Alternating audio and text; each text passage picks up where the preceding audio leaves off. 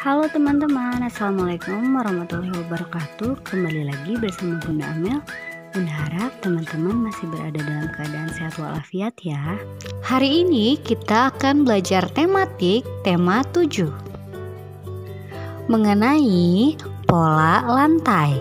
Nah, kira-kira teman-teman di rumah sudah tahu apa belum ya tentang pola lantai? Untuk itu, mari kita simak video penjelasannya berikut ini. Nah, kita akan membahas pola lantai gerak tari.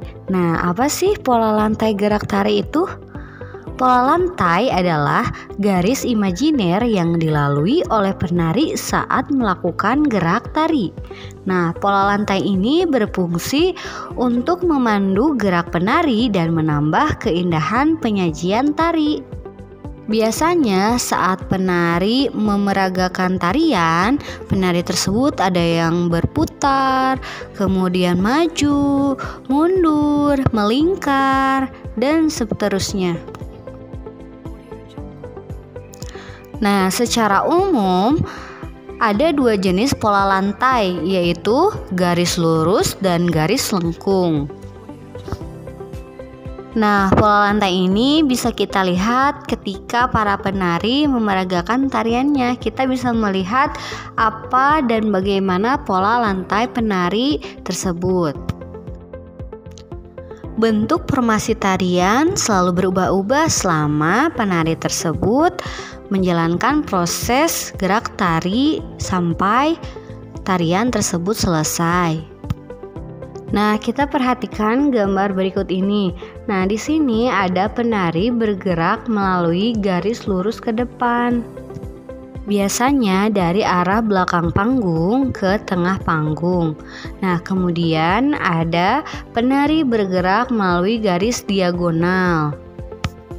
Biasanya penari berpindah dari tengah panggung ke salah satu sudut di sisi panggung tersebut.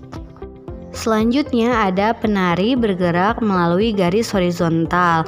Nah, penari ini bisa berpindah-pindah dari sisi panggung yang satu ke sisi panggung yang lain. Kemudian ada penari bergerak melalui garis diagonal. Nah, kalau ini dari salah satu sudut panggung ke tengah panggung. Kemudian ada penari bergerak melalui garis lurus ke depan.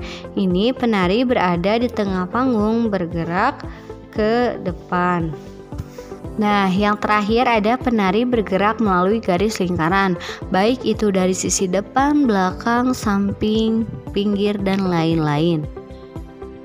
Nah, untuk teman-teman lebih jelasnya memahami formasi pola lantai, teman-teman boleh melihat gambar di bawah ini. Nah, di sini ada formasi penari membentuk pola lantai diagonal ya. Jadi lihat diagonal ke pinggir seperti itu. Jadi penari dan arah hadap keterangannya.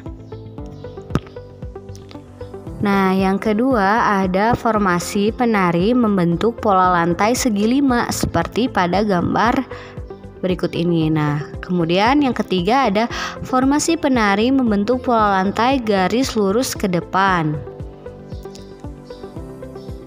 Nah, kemudian ada formasi penari membentuk pola lantai zigzag nih, Z ya seperti gambarnya. Kemudian ada formasi penari membentuk pola lantai lingkaran dan penari bergerak melalui garis diagonal. Nah, perlu teman-teman ketahui bahwa setiap daerah mempunyai tarian khasnya masing-masing. Nah, ada banyak sekali tarian daerah di Indonesia. Tarian biasanya dijadikan sebagai ciri khas ataupun ketika ada upacara adat pada suatu daerah tertentu. Nah, berikut ini ada jenis-jenis tarian yang ada di seluruh Indonesia. Teman-teman bisa melihat dari tabel berikut ini ataupun dapat melihat pada buku tematiknya. Nah, dari sekian banyaknya tarian daerah di Indonesia, mungkin teman-teman pernah ya mengetahui atau mengenal beberapa tarian daerah yang ada di Indonesia. Seperti mungkin di Aceh ada tari Saman, kemudian ada di Yogyakarta ada tari Golek Merak, dan lain-lain. Ataupun tari Jaipong ya yang sering kita lihat di pertunjukan-pertunjukan di daerah Jawa Barat. Alhamdulillah teman-teman, hari ini kita sudah membahas dan mempelajari tentang pola lantai. Nah, semoga apa yang Bunda sampaikan bermanfaat ya dan teman-teman paham. Jika ada kesulitan, teman-teman boleh hubungi Bunda. Nah, teman-teman jangan lupa mengerjakan tugasnya yang sudah Bunda kirimkan ke Classroom. Tetap semangat ya walaupun belajar di rumah. Wabillahi taufiq wal hidayah. Wassalamualaikum warahmatullahi wabarakatuh.